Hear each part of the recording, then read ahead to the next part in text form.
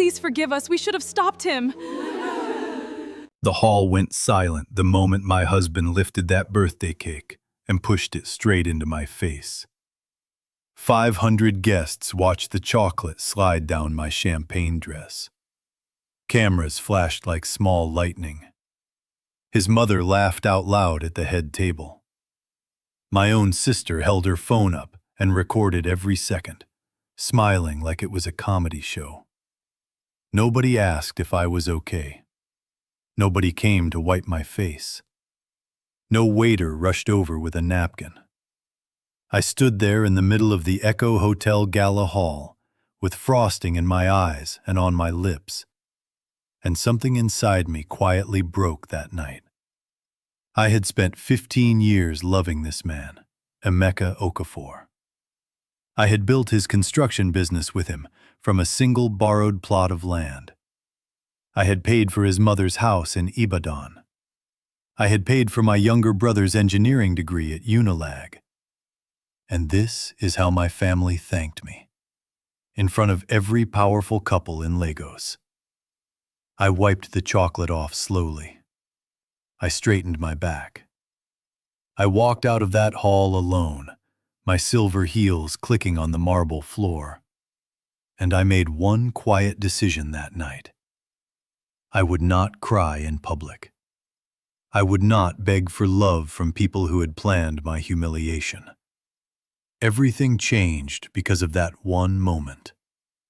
If this story touches your heart, don't forget to subscribe, like this video, and share it with someone you care about. Part 2.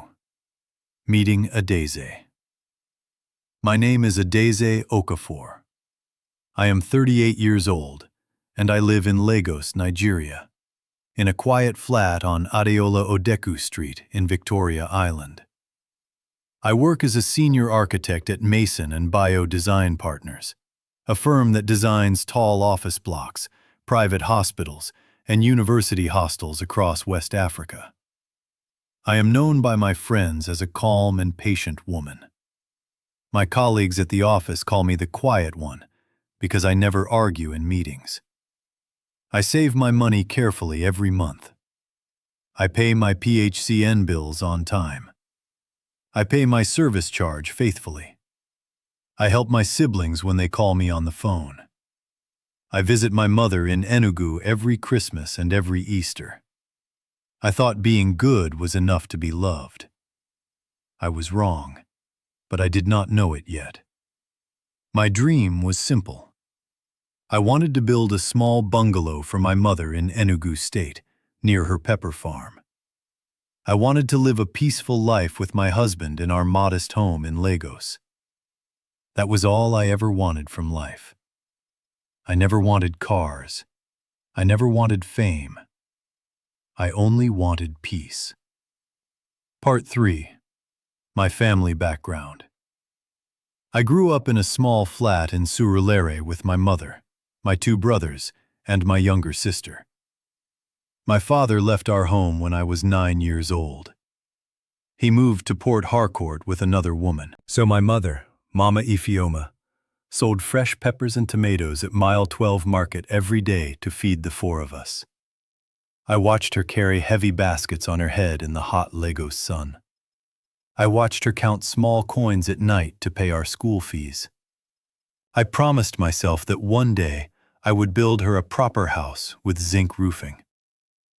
My older brother Chike was always her favorite, even as a child. He got the best food at the table. He got the new school sandals every September. He got a small car from my mother when he finished university at Nsukka, even though we could barely afford the fuel. When I passed my architecture entrance exam at the University of Lagos, my mother told me the family could not pay the tuition. Chike had just bought a new Toyota Camry. I begged my aunt in London to send me 2 years of school fees. I worked night shifts at a restaurant in Yaba to pay for my own textbooks. I graduated as the best student in my department, but my mother only praised Chike at the family dinner that night. When I got my first proper job at Mason and Bio, I paid for Chike's master's degree at Unilag from my first salary as a junior architect. I paid for my sister Ngozi's white wedding at Our Savior Church in Yaba. I paid for my younger brother Kosi's rent in Akoka for 2 full years. I paid for my mother's hospital bills when she fell sick in 2019. I even paid for Chike's wife's baby naming ceremony. Nobody in my family ever said a proper thank you to me. Nobody ever asked if I was eating well. When I got engaged to Emeka in 2016, my mother sat me down in the kitchen and said, "Adeze, your brother Chike needs 2 million naira first, before your wedding." So I gave Chike the money from my savings, and we held a smaller wedding than we wanted. I never complained to anyone. I never raised my voice at any of them. I believed that family was everything, and that sacrifice was love. I would learn later that quiet sacrifice can also become a quiet invitation to be exploited. Part 4. The Hidden Secret. 2 months before the Gala event, something strange started happening in my life that I could not explain. My senior business partners at the architecture firm gradually stopped calling me for site inspections. 3 of my private clients suddenly canceled scheduled meetings without clear reasons. My monthly bank statements at GT Bank showed several automatic payments that I never approved. I called my husband Emeka about it on a Tuesday night. He told me I was overthinking small things. I called my sister Ngozi about it during the weekend. She laughed loudly and changed the topic quickly. I called my brother Chike about it on a Sunday afternoon. He said I should rest more and stop worrying about numbers. I noticed that my name was quietly being removed from some important company documents at work. At first, I thought I was just tired from long hours on construction sites. Then, one early afternoon, my personal secretary, Bisi, walked into my office with a small frown. She closed the door behind her carefully. She said, "Madam Adeze, have you checked the land documents for the Lekki Phase 1 project recently?" I opened the digital file on my office laptop, and my stomach dropped like a stone falling into water. The original land title certificate had been re-registered at the Lagos State Land Registry. My name on the deed had been replaced with another name. Somebody had quietly stolen the prime Lekki land that I had worked on for 5 long years, and I still did not know exactly who had done it. I still didn't know the worst was coming. 3 days later, Bisi quietly placed a second file on my desk. It was a copy of a property purchase agreement for a 4-bedroom duplex in Banana Island, Ikoyi. The down payment of 120 million naira was paid from an account I had never seen before. The signature on the agreement belonged to a woman named Grace Eze, but the address listed was our old family house. I sat in my office chair and stared at the paper for a full 10 minutes. I had no energy left to be surprised by betrayal. I was only very tired. The night of the gala was supposed to be my 38th birthday celebration. My husband Emeka had spent almost 4 million naira on the event at Echo Hotel. He invited 200 wealthy families from Lagos and Abuja. He invited my boss, Chief Mason, from our architecture firm. He invited my top 5 paying clients. He even invited the wife of the Lagos state governor. When I walked into the decorated hall, I felt like a queen for the first time in many years. I wore a champagne-colored long gown. I wore silver earrings that my mother-in-law had given me. I smiled politely for the press cameras. Then Emeka stood up on the main stage with a microphone in his hand. He said in a loud voice, "Tonight we celebrate my beautiful wife, the woman who built everything with me." The crowd clapped politely. Then he walked gracefully towards me with a very large decorated cake on a silver tray. I thought he was about to feed me sweetly at the high table. Instead, in front of every single guest, He pushed the entire cake directly into my face. His mother, Mrs. Adeze Sr., clapped and cheered loudly from the side. My sister Ngozi filmed the entire moment and posted it live on Instagram. My brother Chike stood near the entrance laughing with his friends. They had clearly planned it all together as a family joke. I wiped the thick chocolate slowly from my eyes and looked straight into my husband's face. He looked back at me with no apology, no tears, and no regret. That was the exact night I understood that my family had been quietly stealing from me for many years, and humiliating me in public was their final, cruel move. I walked out of the hall alone. I did not look back even once. Part 6.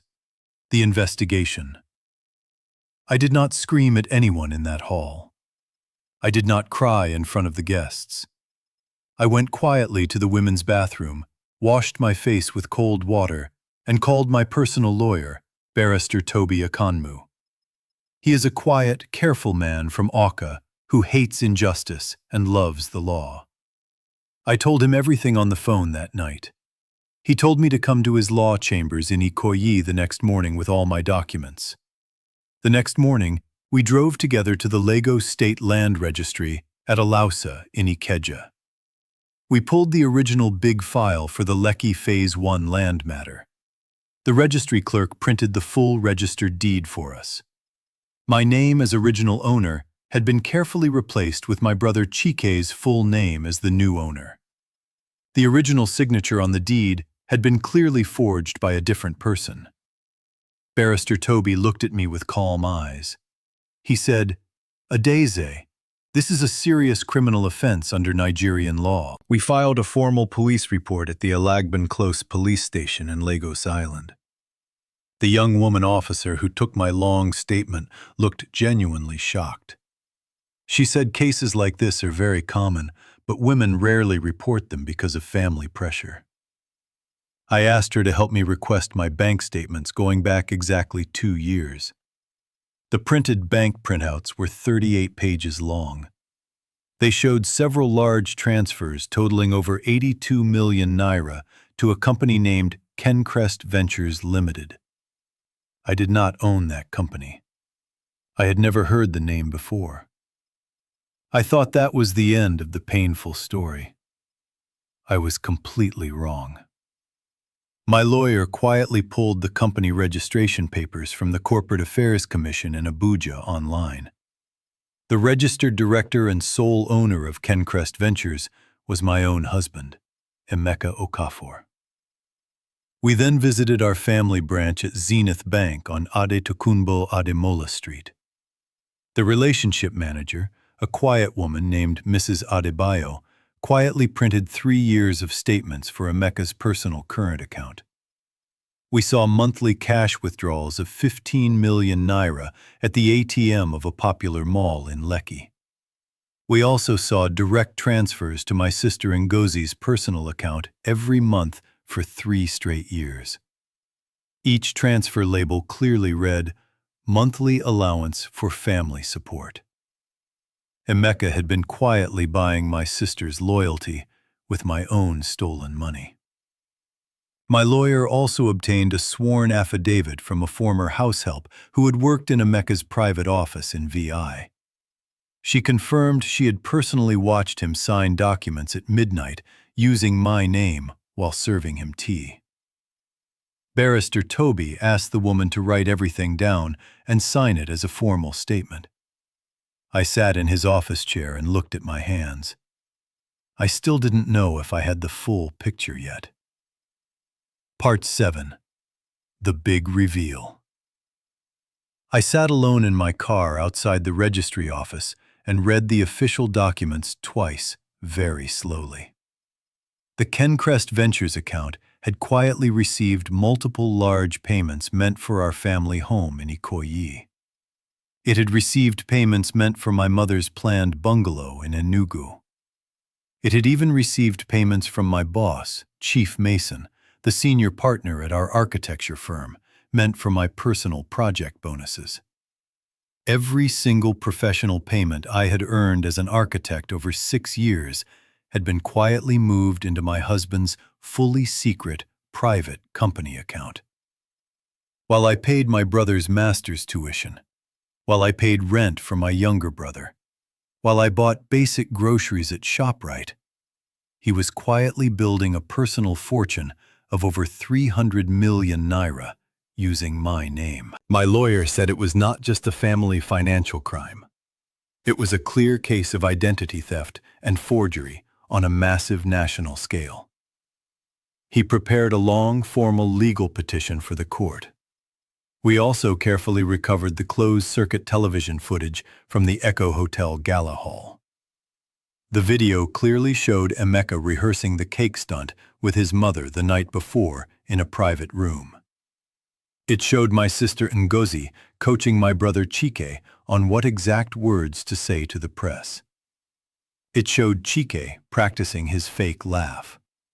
We also obtained a private voice recording from my sister-in-law Blessing's personal phone where my husband proudly said, "We will quietly take everything from her.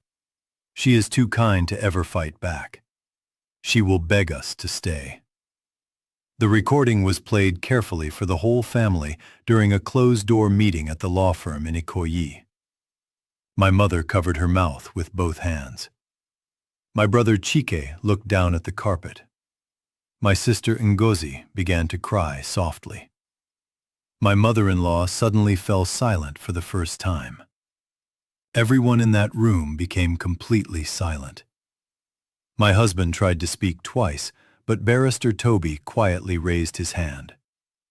The cameras, the documents, and the recording spoke louder than any of them ever could. I did not raise my voice. I only asked one quiet question. I said, "Who would like to apologize to me first?" Nobody in that room could look me in the eye. Part 8. The Consequences. My lawyer filed serious criminal charges at the Ikeja High Court in Lagos. The presiding judge granted an immediate interim court order freezing every single Kencrest Ventures bank account in Nigeria. The Economic and Financial Crimes Commission opened a full formal investigation into the matter. My husband's once popular construction company was quietly suspended from all federal government public tenders. His proud mother received a formal quit notice from her house landlord in Ibadan after she failed to pay the annual rent. My sister Ngozi quietly lost her well-paid banking job in Victoria Island when the viral cake humiliation video reached her human resources office. My brother Chike returned the stolen Lekki land documents quietly to my lawyer one rainy afternoon. But the police still formally questioned him about the document forgery charges. My husband was publicly asked to resign from his respected volunteer position on his church welfare committee.